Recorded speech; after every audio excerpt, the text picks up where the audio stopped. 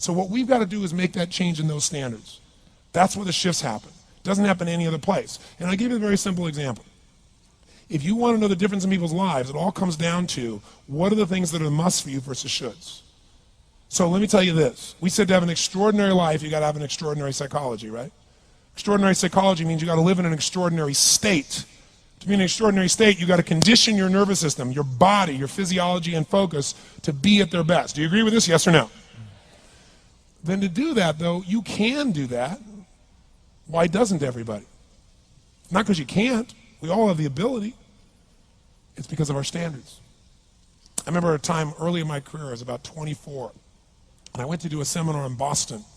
And in those days, a big seminar for me was like 125 people. And it was a 3-day seminar, and we worked around the clock, and people made such extraordinary changes in their life. And at the end of it, I was feeling so fulfilled. I was thinking, my God, I'm 24, maybe 25 at the time. And I am so happy because I have found my mission in life. I'm doing what I love. It's making a difference in people's lives. This is extraordinary. So we finished about midnight on the Sunday night. And around midnight, I'm still wound up, so I don't feel like going to bed. So I decided, okay, let me take a walk here, and I decided to go through Copley Square. If you've been through Copley Square, it's a pretty neat place. Because in Copley Square, you can look up and you can see buildings that were here before we were known as the United States, and beside them you see skyscrapers that are new. It's a pretty cool place. So I'm walking around midnight on Sunday night. There's nobody in Copley Square midnight on Sunday night. And I'm walking along, and I see this guy in the distance, and he's kind of stumbling back and forth between the gutter and the sidewalk. He's got a long trench coat on, his head's down like this. He's holding a brown bag, and I can start to smell him even before I get there, and I'm thinking, this guy is obviously drunk. And as I started to get closer, I thought, I bet he's going to beg me for some money. And sure enough, whatever you focus on life tends to happen, doesn't it? So sure enough, he gets real close to me, and I thought all of a sudden he wasn't going to do it, and all of a sudden he popped his head up. It was really weird. He went, "Mister!" He had this really bizarre looking sounding voice. He went, "Mister, could you loan me a quarter?" And I thought, do I want to reward this behavior? And then I thought, I don't want him to suffer. Do you have this dilemma sometimes? Like, I'm not here to judge. So years ago, I finally decided I always just give. Even if the person's pulling a scam, that's for them to deal with. If I have the ability, then I give. And so I thought, but could I teach him something? So I asked him a question back. I said, is that all you want is a quarter? So he goes, yeah, just 1 quarter. 1 quarter changed my whole life. 1 quarter. I said, really? He said, yeah, 1 quarter. So I reached in my pocket, and I pulled out my money clip. And in those days, I was very young, just starting to succeed. And my original mentor was a man named Jim Rohn. I don't know, how many have heard of Jim Rohn? Anybody? Yeah, he's a great guy. And Jim told me, he said, Tony, look, you've come from a poor background. You got a poor psychology. You got to change it. He said, you don't have any money, so pretend you do. He said, start training your brain. Condition it. He said, go save all your money, get $300 bills, and put them on the outside of your money clip, even though you only have $5 in between them. So every time you pull it out, you'll see that. You'll feel inspired. You'll feel better. He said, and you'll feel better, you'll do better. So I was like, okay. So I did. So I pulled my money clip, and sure enough, I got $300 bills in. I made sure he saw the bills. So I'm tearing through that, right? Looking in between there, see if I can find some change. But I made sure he saw it. Sure enough, he's looking at the $100 bills, checking it out. I find the quarter, I pull it out, take the money, put it in my pocket. I notice he's watching my hand going into the pocket. I took the quarter, and I looked at him, and I said, sir, life will pay any price you ask of it. And I gave him the quarter. And then something really interesting happened. He took the quarter. He looked at the quarter. He looked at me. He looked at my pocket. He looked back at the quarter, looked at me, looked at my pocket, looked at me again, looked at the quarter, looked at my pocket, looked back at me and said, you're weird. And then he shuffled on off like this, right? And I thought to myself, wow, what's the difference between him and me?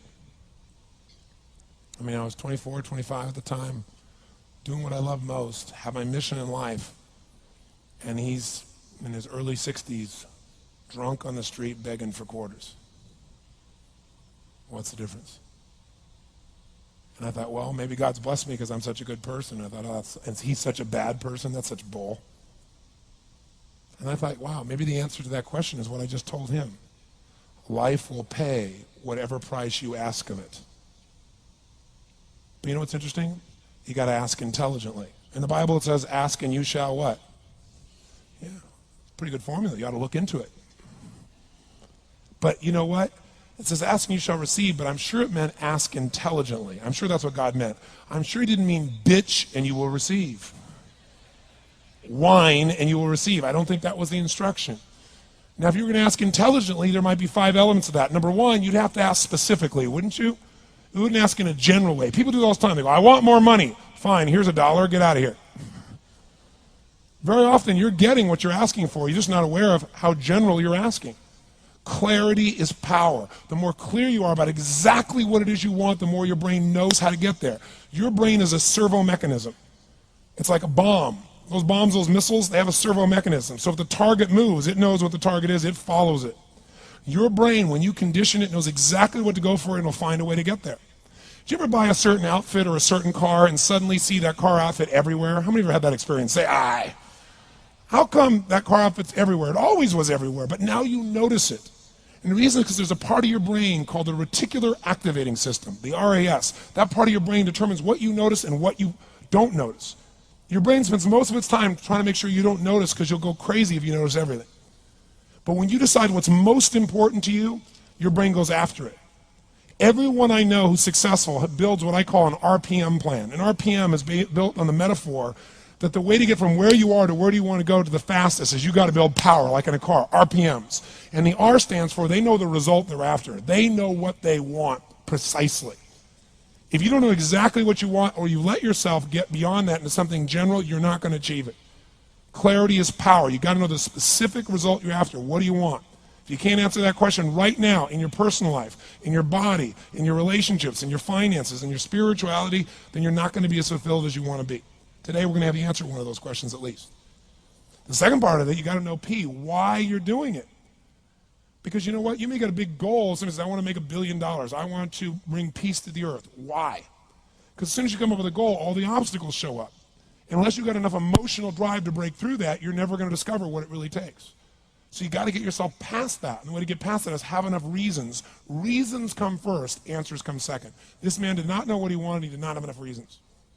To ask intelligently, you got to ask specifically. To ask intelligently, you got to know why you want it, have enough drive to make it happen, enough juice to make it happen. If you don't have enough reasons, you will not make it happen. And the M is, what is your massive action plan?